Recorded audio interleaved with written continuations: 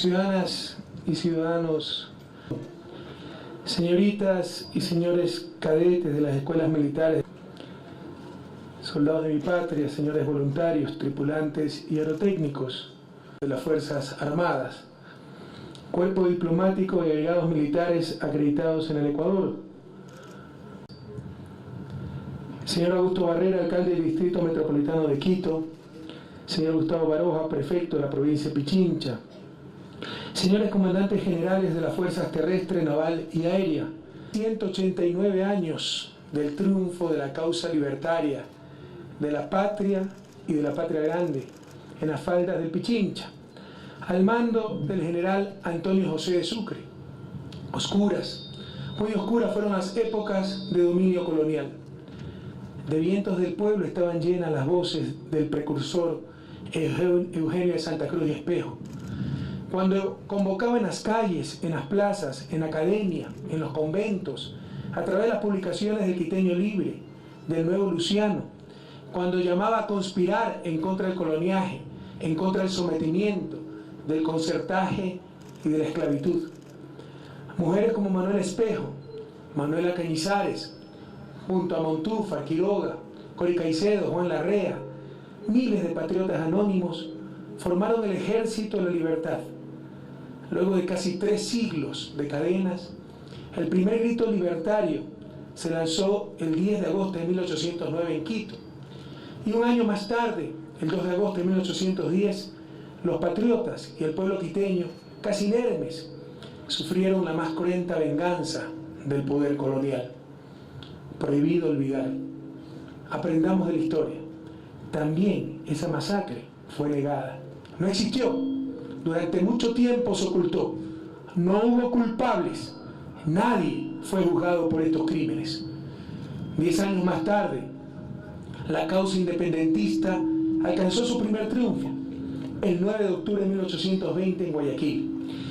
La victoria final fue conquistada en la batalla de Pichincha el 24 de mayo de 1822.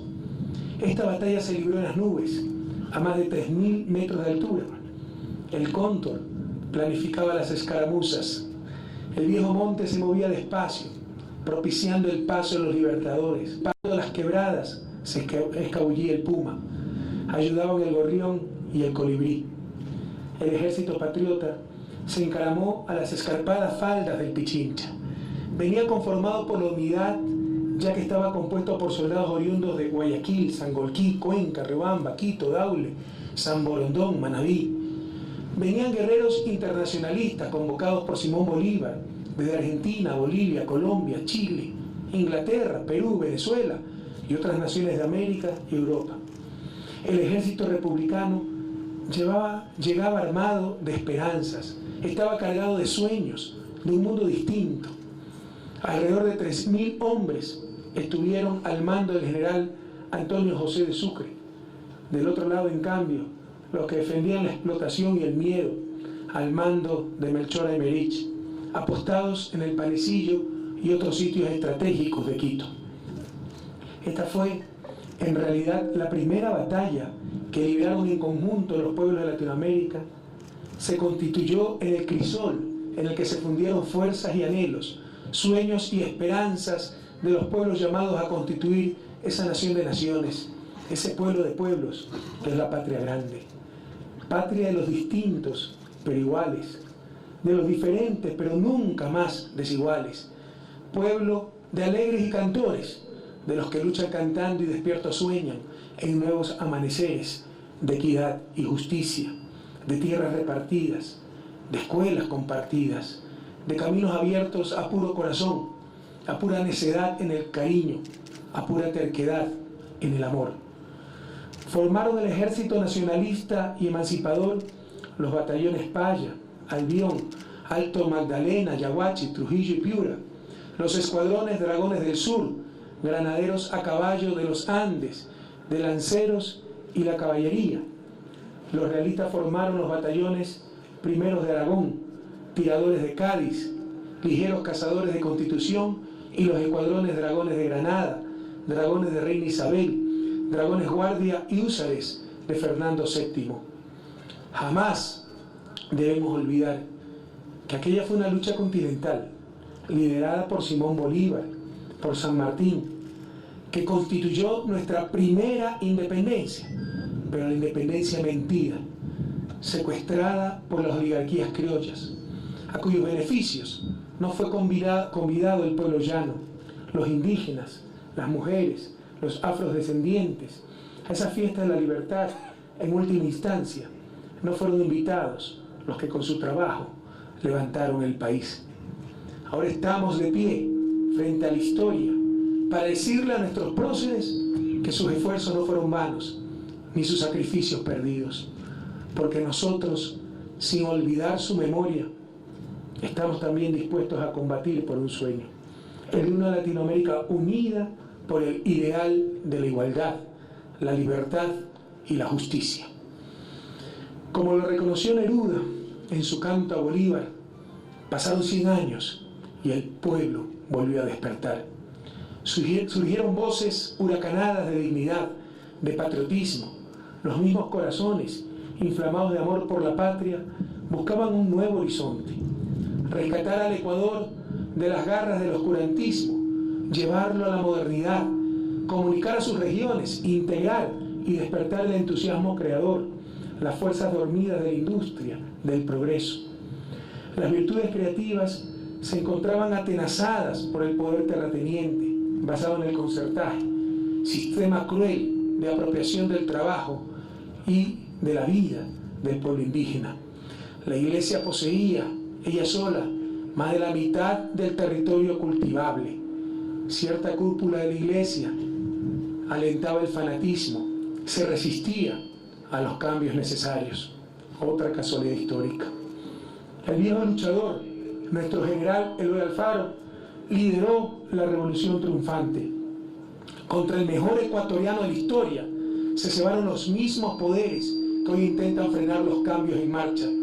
Lo llamaron traidor, execrable, despreciable, nefasto, tirano. Incitaban al magnicidio, a aplastar a la víbora, como hace pocos días un editorial de prensa llamaba a poner el cascabel al gato y mandar a la casa al actual gobierno. Otra casualidad histórica. No estamos ni de lejos a la altura de un Alfaro, pero nos sentimos honrados de compartir con él los mismos enemigos: la prensa corrupta, cierta cúpula fundamentalista de la Iglesia, los poderes económicos omnímodos, los poderes fácticos, los mismos que organizaron el crimen más nefasto y cruel de nuestra historia republicana, la inmolación del revolucionario ilustre que nos sigue alumbrando con su ejemplo. Levantaron una hoguera, mataron a cuantos pudieron, trataron de incendiar los ideales montoneros, quisieron derretir el machete libertario, pero solo consiguieron iluminar los espíritus con la antorcha de la insurrección. Cuánto horror, inequidad se levantó con la hoguera bárbara. ¿Acaso después de 100 años se ha logrado establecer culpables? ¿Acaso se investigó a los responsables de este crimen? ¿Acaso se castigó a quienes propiciaron este asesinato? Otra casualidad histórica. Los mismos sectores involucrados, las mismas sombras y los mismos intentos de impunidad. Honramos el sueño de Bolívar, de Sucre, de Calderón, de nuestras Manuelas. Honramos la sangre de nuestros héroes. Seguimos el camino de Alfaro por la integración de las repúblicas hermanas, por el desarrollo de nuestros pueblos, por la segunda y definitiva independencia de la patria.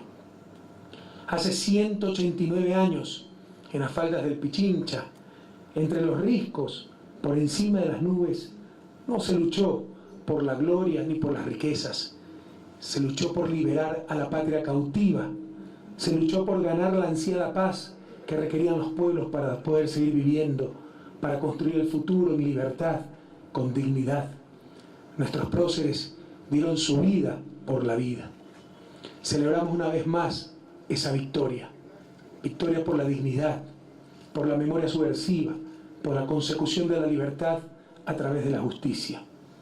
Los sueños permanecen, sobreviven tras casi 2 siglos de vicisitudes. Los sueños renacen una vez más, pero la batalla que libramos hoy la estamos dando con libros, con medicinas, con las balas de la justicia, de la equidad. Vivimos un verdadero cambio de época, no únicamente una época de cambios. En este proceso inédito, histórico, de democracia radical, celebramos hoy una nueva victoria, porque el pueblo soberano ha ratificado su orden de avanzar, se ha expresado en las urnas a favor de profundizar los cambios que iniciamos hace 4 años, los cambios profundos, pacíficos, pero irreversibles. El pasado 7 de mayo, el pueblo contestó a las 10 preguntas sometidas a votación universal, secreta y directa, y dijo un rotundo y soberano sí por la patria. Las preguntas, en su decisión de brindar más seguridad, cambiar un estado calamitoso de la justicia, de concentrar los poderes fácticos y evitar sus abusos, buscar un ambiente más sano para nuestros jóvenes, nuestras familias, acabar con la corrupción y la explotación laboral. Esas preguntas causaron tanto miedo que concitaron la participación activa de la más grande coalición de fuerzas que gobierno alguno haya enfrentado, desde la ultraderecha hasta la supuesta ultraizquierda, junto a los poderes de siempre, bancas, medios de comunicación y hasta recalcitrantes sectores de la cúpula eclesiástica. Armaron un verdadero estado de sitio a las ideas, avasallaron las normas más elementales del respeto a la inteligencia, convocaron la ignorancia para el voto negativo, insultaron al sentido común, se nos calumnió cada día, deliberadamente, se generaron incidentes a cada paso. Jamás, insisto, gobierno alguno se ha enfrentado a tal coalición de fuerzas, y pese a todo, categóricamente el pueblo se pronunció para que el pasado no regrese jamás, para que el futuro siga con la revolución ciudadana, para que nadie intente regresar. Para desprestigiarnos, con desprecio llamaron políticas asistencialistas al bono de desarrollo humano, al bono de la vivienda, a las medicinas gratuitas, al desayuno escolar, a los libros, a los uniformes otorgados por este gobierno. Todo aquello que ha tenido éxitos enormes en la reducción de la pobreza, la desigualdad, la tasa de escolarización, la mortalidad y morbilidad. Que sean un poco más honestos y nos digan qué suprimirían. No olvidar, soldados de mi patria y pueblo ecuatoriano, que los más grandes subsidios de la historia de este país, la sucretización y el salvataje bancario, no se los dieron a los pobres, sino a los ricos. ¿Por qué? Cuando se da oportunidad a los pobres es asistencialismo, y cuando descaradamente se transfieren miles de millones a los ricos es responsabilidad. Elevemos un poquito el nivel de decencia y seriedad de la política ecuatoriana. Como ya es costumbre, inventaron realidades inexistentes con la complicidad de supuestos representantes de los pobres. Solo un ejemplo ilustrativo. ¿Saben cuántos borregos se han regalado en la Revolución Ciudadana? ¿Saben ustedes, periodistas? Ninguno. Como parte de un convenio con Uruguay para elevar la productividad agropecuaria, convenio muy serio, que incluye asistencia técnica, capacitación, etc., se trajeron miles de borregos de la mejor raza, dignamente comprados por las comunidades indígenas organizadas que por primera vez accedieron a créditos en el Banco Nacional de Fomento. Ni uno solo se regaló, pero se hizo creer que demagógicamente se los estaban obsequiando a cambio de votos. Pese a todo ello, la victoria ha sido contundente. Se aprobaron todas y cada una de las preguntas puestas a consideración del pueblo ecuatoriano por márgenes que fluctúan entre 250.000 y más de 1 millón de votos. En promedio, se han obtenido cerca de 7 puntos de ventaja, lo que representa más de 520.000 votos por pregunta. El sí se impuso en 12 provincias, que representan cerca del 80% de la población del país. En cerca del 80% de la población del país se impone el sí. Aunque este fue un proceso sui generis en nuestros 4 años de gobierno, no comparable a ninguno, hemos obtenido 500.000 de votos más que en la última elección de abril del 2009. Mucho más fácil, mucho más sencilla, se votaba por algo concreto, presidente de la República, vicepresidente, no por 10 preguntas, muchas de ellas bastante difíciles de entender. Esta es la verdad incuestionable.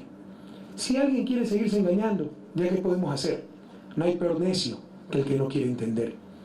El triunfo no es del gobierno, el triunfo no es del gobierno, es el triunfo del país, de la democracia, de todos quienes participaron en los comicios, pero también de quienes no lo hicieron. Es el triunfo de quienes votaron sí y de quienes votaron no. Es el triunfo de los niños, lo mismo que de los adultos mayores, de los uniformados, que no estaban obligados a votar, aunque con la nueva Constitución pueden hacerlo. El triunfo de nuestros hermanos migrantes, el triunfo de los extranjeros radicados temporal o definitivamente en el Ecuador, que también pueden votar si han residido por más de 5 años en nuestro país. Todas y todos han triunfado, porque triunfó la democracia, la participación. Esta victoria, insisto, de todas y de todos, es el triunfo de la patria. Ayer poníamos una ofrenda floral en la tumba de Sucre, enterrado, con todo respeto para nuestra queridísima Venezuela, en su patria. No solo por ser Ecuador parte de la patria grande, sino porque, como el mismo Bolívar decía, la patria no es donde se nace, sino donde se lucha. Sucre fue alguien extraordinario. Jamás abusó de su condición de vencedor, de su posición de fuerza. Siempre exigió después de la batalla exactamente lo mismo que antes de ella. Nuestra revolución ciudadana también es sucrista. Después de ese rotundo triunfo del 7 de mayo, haremos exactamente lo que ofrecimos a nuestro pueblo. No hay cartas escondidas. Somos gente honrada, transparente. Cumpliremos lo que propusimos y lo que aprobó y ordenó el pueblo ecuatoriano en las urnas.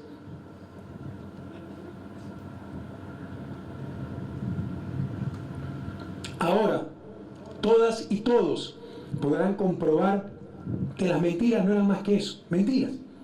Por suerte para nosotros, una mentira repetida 1000 veces seguirá siendo una mentira. Algunos creen que en la repetición está la demostración. 1000 veces repitan una mentira, seguirá siendo eso, mentira. Todas, todos podrán beneficiarse de los cambios, podrán constatar que nadie pensaba adueñarse de la justicia, sino volverla eficiente, como ya se ha hecho en Brasil, en Chile y en otros países hermanos de Latinoamérica, donde la reforma de la justicia ha podido darse por medio de decretos ejecutivos o mayorías legislativas. Lo maravilloso es que nos hemos puesto a la vanguardia, que somos ahora mismo ejemplo, que ya somos leyenda, somos historia viva, porque no se puede menos que admirar al pueblo que acudió a las urnas para autorizar a un órgano tripartito la reestructuración del sistema judicial en un determinado plazo. El triunfo del sí nos acerca a la meta de alcanzar una justicia ágil, transparente, eficaz. Es un gran reto el que asumimos. Para nosotros era más cómodo no llamar a ninguna consulta, decir no es nuestro problema, no es nuestra responsabilidad. Es un inmenso reto el que asumimos, porque en 18 meses hay que sentar las bases sólidas para la revolución de la justicia. La justicia tiene que dejar de ser la rama seca del árbol de la patria. Con el apoyo de todas, de todos, vamos a lograr que la justicia cambie, porque ese es el mandato del soberano y esa es ahora la tarea común. Hay que reconocer los niveles de creatividad para tratar de deslegitimar la victoria. Que el no más los nulos y blancos superan al sí, contradiciendo descaradamente el artículo 106 de la Constitución y asumiendo que los votos blancos, que normalmente implican adhesión a la mayoría, y los nulos, que su gran mayoría son votos mal emitidos, rechazan las tesis del gobierno, cuando incluso están por debajo del promedio histórico. Que las reformas solo pueden ser aplicadas en las provincias donde ganó el sí, contradiciendo nuevamente el artículo 106 de la Constitución. ¿Se imaginan si hubiera ganado el no? Y en las provincias donde ganó el sí, el gobierno hubiera sostenido la tamaña tontería de que allí sí se aplican las reformas. Un prefecto, un alcalde, un asambleísta ejerce su autoridad o representación solamente en los cantones o parroquias donde ganó. Ahora nos dicen que los asambleístas oficialistas de las provincias donde ganó el no están en una encrucijada. Entonces tenemos que entender que los asambleístas de oposición, donde ganó el sí, también están en una encrucijada. Pero ellos ya anunciaron en forma antidemocrática que no apoyarán las reformas. Algunos opositores a ultranza han anunciado que practicarán su derecho a la resistencia, porque el no ha ganado en sus parroquias, en sus cantones o en sus provincias. La resistencia es un derecho estipulado en el artículo 98 de nuestra Constitución, contra acciones o situaciones que afecten derechos constitucionales. Perder una consulta popular absolutamente constitucional y democrática jamás puede afectar derechos, sino tan solo la soberbia de supuestos demócratas a conveniencia. Por la consulta nos han acusado de dividir al país. Vaya falacia. Con ese brillante criterio, entonces mientras menos se consulta al pueblo, mejor. Una elección democrática solo puede dividir a los demócratas de fantasía.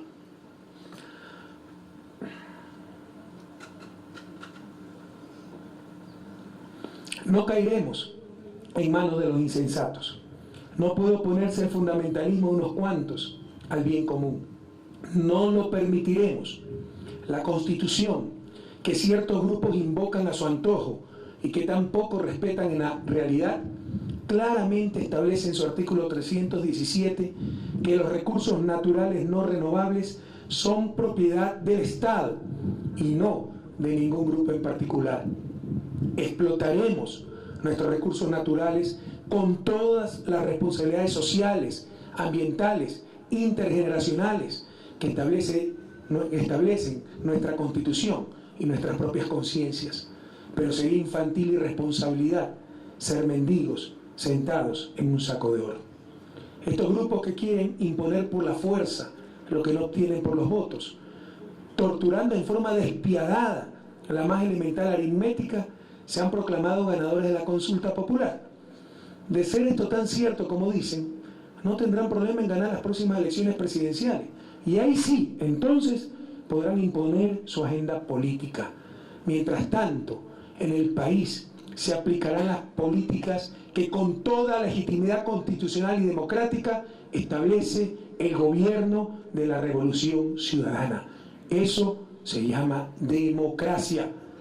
De lo contrario, también invocaremos el derecho a la resistencia, el derecho de las grandes mayorías a resistir contra los que secuestraron y destruyeron nuestra educación, contra los que bloquean caminos, carreteras, contra los que vejan y torturan en nombre de tradiciones ancestrales, contra los que con su fundamentalismo infantil nos quieren mantener en la miseria. No vamos a ir al ritmo de los más lentos, de los que no quieren que nada cambie. Eso sería antidemocrático, sería traición. Vamos a ir al ritmo de los que quieren cambiar, de esa inmensa mayoría que en 8 elecciones consecutivas ha dicho sí al cambio.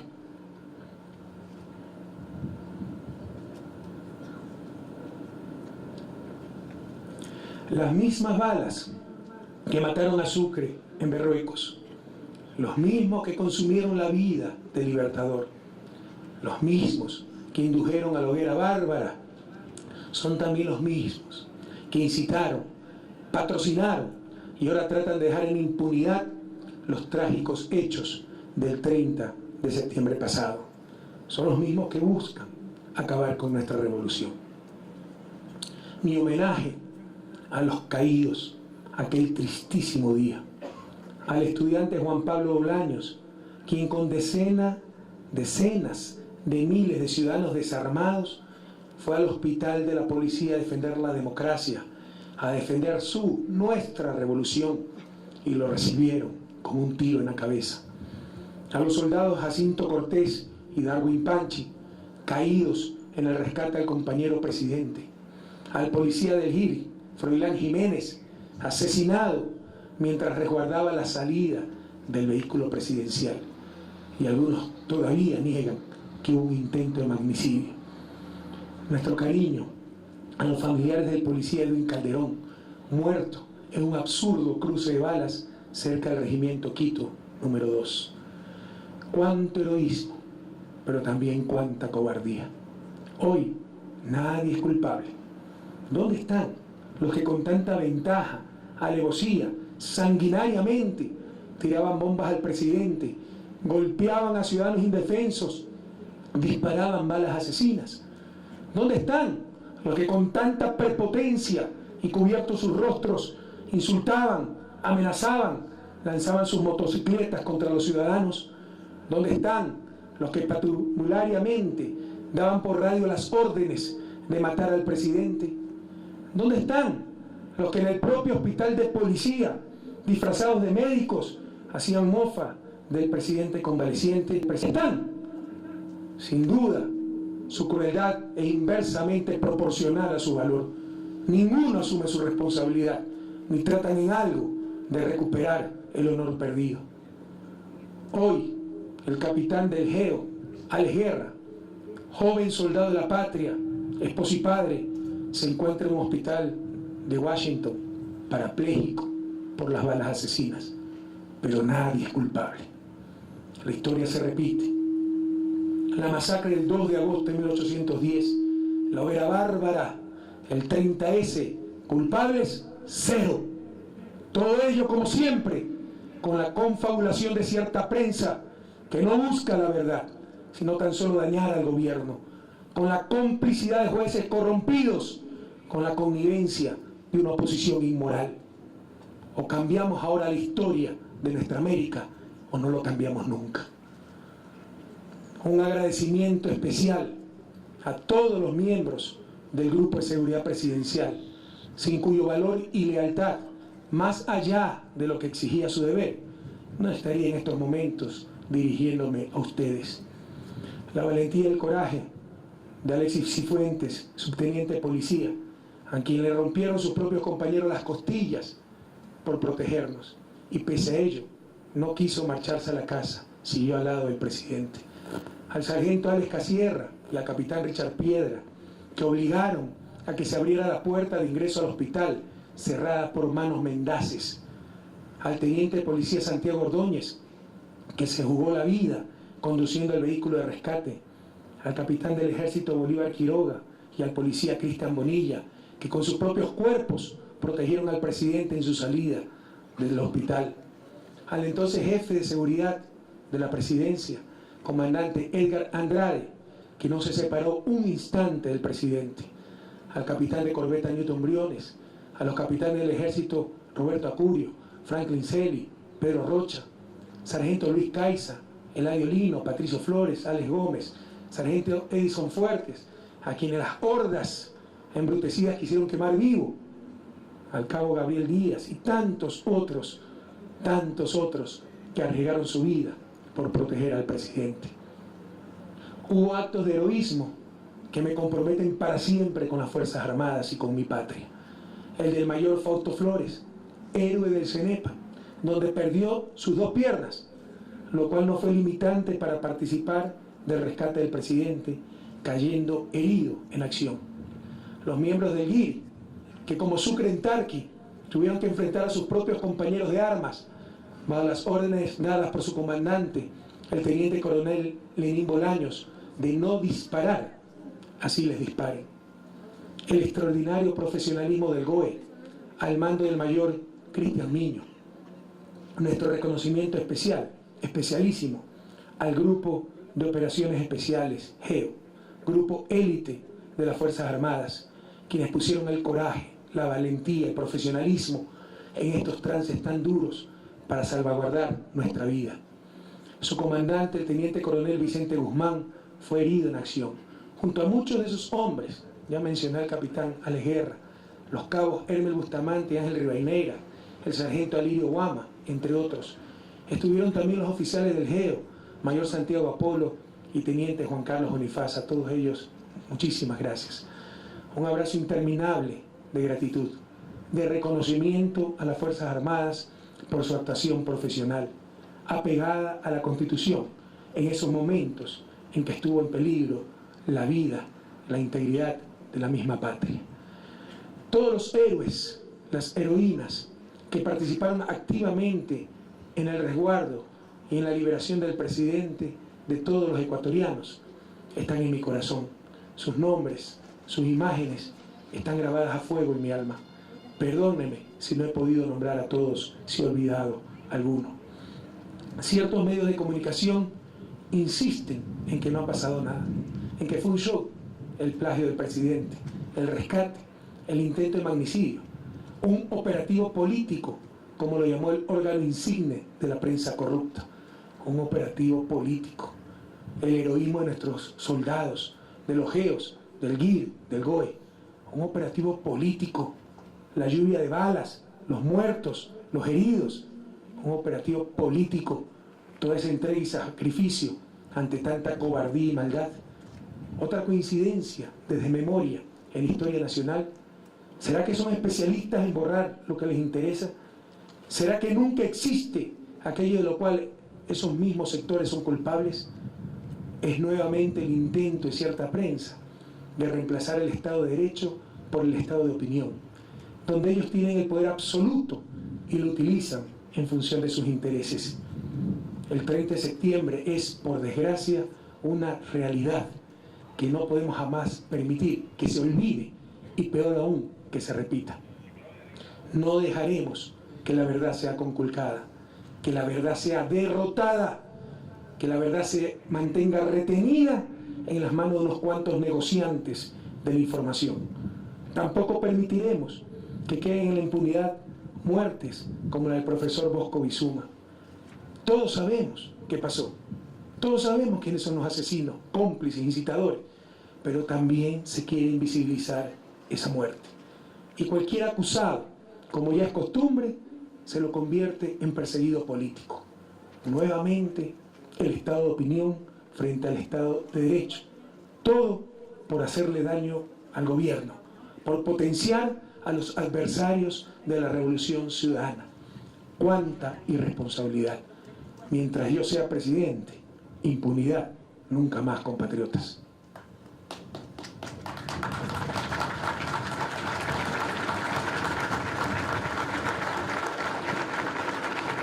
Queridos soldados de mi patria, queridos conciudadanos, hemos reflexionado que gran parte de lo que creemos, la información con que tomamos nuestras decisiones diarias, familiares, de negocios, profesionales, lo que opinamos de personas a las cuales ni conocemos, depende de lo que nos callan o nos dicen media docena de familias propietarias de esos negocios llamados medios de comunicación nacionales, y con falaces definiciones de libertad de expresión, al igual que en la colonia, cuando nos hacían creer que criticar al rey era criticar a Dios, y con ellos nos mantenían en el coloniaje mental y espiritual. Hoy nos dicen que criticar a esos negocios es atentar contra la libertad de expresión. Ustedes saben que soy un hombre frontal. Se me quiere hacer pasar como prepotente. Prepotente es el que atenta contra el derecho de los demás. Yo soy capaz de dar mi vida por defender los derechos de los demás. Soy impulsivo, como lo era Velasco Ibarra, como lo era Alfaro, como lo han sido muchos, como probablemente lo son ustedes. Soy de carne y hueso, pero soy frontal. No tengo miedo de decir lo que pienso. Y quiero declararles en este día, 24 de mayo, dedicaré durante y después de mi presidencia los años que sean necesarios para develar uno de los mayores problemas de nuestra América: el dominio de la prensa burguesa, convertida en el nuevo opio de nuestros pueblos, que transforma los estados de derecho en estados de opinión, donde gobiernan ilegítimamente, insisto, en función de sus intereses. Verán cómo más temprano que tarde la historia nos dará la razón. Queridas ciudadanas, queridos ciudadanos, hoy también se cumple un aniversario triste. 30 años de la prematura, inesperada, dolorosa partida de ese extraordinario líder ecuatoriano y latinoamericano, planetario, que fue Jaime Roldós Aguilera, a quien admiré muchísimo. Ese joven presidente que nos retornaba a la democracia enfrentando, como enfrenta la Revolución Ciudadana, a los mismos enemigos, los poderes fácticos, los poderes económicos omnímodos, la derecha recalcitrante. Falleció él, su esposa, en total 9 conciudadanos, ministro de Defensa, su esposa, pilotos, azafatas. Toda muerte es dolorosa. Pero estoy seguro que si no hubiera ocurrido esa muerte tan prematura, la historia del país sería diferente. La historia de mi provincia, Guayas, sería diferente. Dios sabe por qué hace las cosas. En todo caso, no olvidar a quién tuvo que enfrentar ese joven, valiente, brillante presidente Jaime Roldós Aguilera.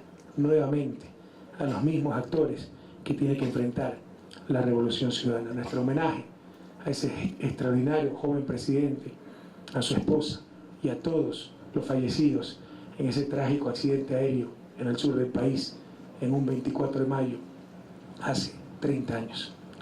Y en este 24 de mayo, un saludo a ustedes, al pueblo uniformado, a los herederos directos de la gesta libertaria. Un abrazo de patria, porque sabemos que las Fuerzas Armadas ecuatorianas están llenas de pueblo, de fervor democrático, de respeto al orden constitucional. Un saludo profundo y cariñoso en el 189º aniversario de la victoria de Pichincha. Nuestro compromiso permanente para cumplir con todo lo que demande su desarrollo institucional. El bienestar de sus miembros, que es lo más importante, y de sus familias. Y un agradecimiento para las familias de todos nuestros soldados. La vocación militar, más que una profesión, una vocación, vocare, un llamado. La vocación militar, no es una vocación solo del militar, es toda su familia. Sabemos que ustedes pueden estar aquí gracias al apoyo de sus esposas, de sus hijos, de sus padres. A todos ellos, nuestro abrazo solidario, nuestro profundo agradecimiento. Todos ustedes están en nuestro corazón, en nuestra vocación de paz y de futuro, con dignidad. Si las élites criollas, quienes siempre tentaron el poder económico, le quitaron al pueblo en su primera independencia la victoria, al dejar por la fuerza a la inmensa mayoría fuera del proceso de construcción de la patria, a las mujeres, a los pobres, a los indios, a los mestizos, al dejar excluidos a los que formaban parte de las inmensas mayorías, si los intereses más protervos le arrebataron al pueblo la revolución liberal con el asesinato de Eloy Alfaro, la revolución ciudadana está dispuesta a jugarse el todo, por el futuro de equidad, de paz, por la dignidad, por la soberanía, por el summa causal. A esta revolución auténtica que tiene alma de pueblo, que cuenta con el respaldo de las inmensas mayorías, nada ni nadie la puede detener. Es irreversible, avanza hacia la verdadera justicia, hacia la libertad, hacia la esperanza. Seguramente los críticos mañana dirán que perdí una oportunidad histórica de llamar a la unidad nacional. Los discursos cansados, los lugares comunes de siempre, ¿verdad? Yo no me engaño ni engaño. Hoy con cinismo, los mismos del feriado bancario nos quieren dar clases de unidad. La izquierda infantil pretende hacer la revolución con el aplauso de la prensa burguesa. Ya lo dijo el viejo luchador: si en lugar de afrontar el peligro hubiera yo cometido la vileza de pasarme al enemigo, habríamos tenido paz, mucha paz, la paz del coloniaje. Siempre hemos estado abiertos al diálogo. Somos el gobierno más participativo de la historia, reuniéndonos día a día con un sinnúmero de colectivos, recorriendo cada rincón de la patria para escuchar a nuestros ciudadanos, rindiendo cuentas cada semana sobre nuestra labor, sesionando allá donde antes nunca llegó ni un subsecretario. Pero no podemos caer en ingenuidades. Nosotros no estamos administrando un sistema, lo estamos cambiando. Y aquellos acostumbrados a gobernar de facto en este país no buscan unión, buscan la sumisión, y no nacimos para aquello. Como canta Silvio Rodríguez en su canción El Necio: ¿será que la necedad parió conmigo? La necedad de lo que hoy resulta necio, la necedad de asumir al enemigo, la necedad de vivir sin tener precio. En lo personal, yo estoy más optimista que nunca. Lo que hemos logrado es realmente impresionante, un ejemplo planetario. La consulta popular del Ecuador ha sido seguida por el mundo entero. Muy pronto, escúchenme bien, muy pronto muchos países seguirán en mayor o menor medida el ejemplo dado por nuestra patria. A no tener miedo, mis queridos compatriotas, a tener fe. Como les dije, el 17 de enero del 2007, cuando asumía la presidencia del Ecuador, jamás defraudaré a mis compatriotas y consagraré todo mi esfuerzo, con la ayuda de Dios, y bajo las sombras libertarias de Bolívar y Alfaro, a luchar por mi país, por esa patria justa, altiva y soberana que todos soñamos y que todos merecemos. Hasta la victoria siempre.